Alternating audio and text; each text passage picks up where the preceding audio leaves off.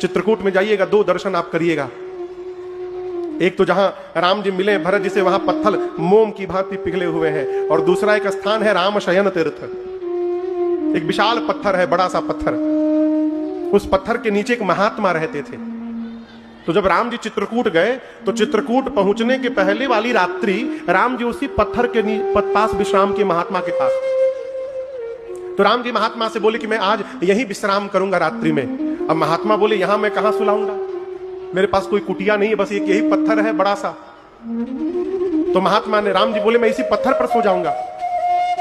महात्मा ने सोचा कि मेरे प्रभु कोमल है, पत्थर का सतह कठोर होता है, राम जी सोएंगे तो ये पत्थर शरीर में चुभेगा इनके।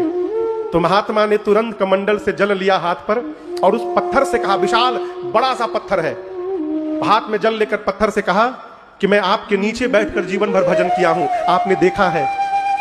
हे शिलाखंड, मैं अपने जीवन भर के भजन का पुण्य राम जी को साक्षी मान करके आपको समर्पित कर रहा हूं। आज मैं, आप मेरे जीवन का सारा पुण्य ले लीजिए, केवल एक काम करिए, एक रात के लिए।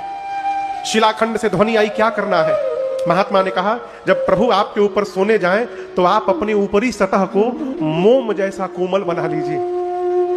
और मैं आपको बताऊं, उस पत्थर का ऊपरी सतह मोम जैसा कोमल हो गया।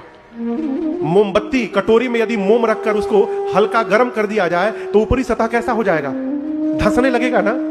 आप कभी दर्शन समय मिले जाइएगा, उस पत्थर के पास सीढ़ी बना है, ऊपर प्लेटफॉर्म है, वहां से दिखाई पड़ता है, लोग दर्शन करते हैं। राम जी आपको आकृति दिखाई पड़ेगी कि कोई पुरुष ऐसे सोया है, सीधा पूरी आकृति दिखाई देती है, कोई पुरुष सोया है।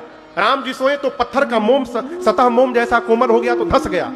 राम जी सोए, राम जी के बगल में राम जी का बाण रखा हुआ, उसकी आकृति है, और बाण के बगल में सीता मैया हाथ की तकिया लगाकर ऐसे मां सोई है, उसकी आकृति बनी हुई है, और उसके बगल में भगवान का धनुष रखा हुआ है। ये चारों आकृति उस पत्थर पर दिखाई पड़ती है, धंसा हुआ है पत्थर।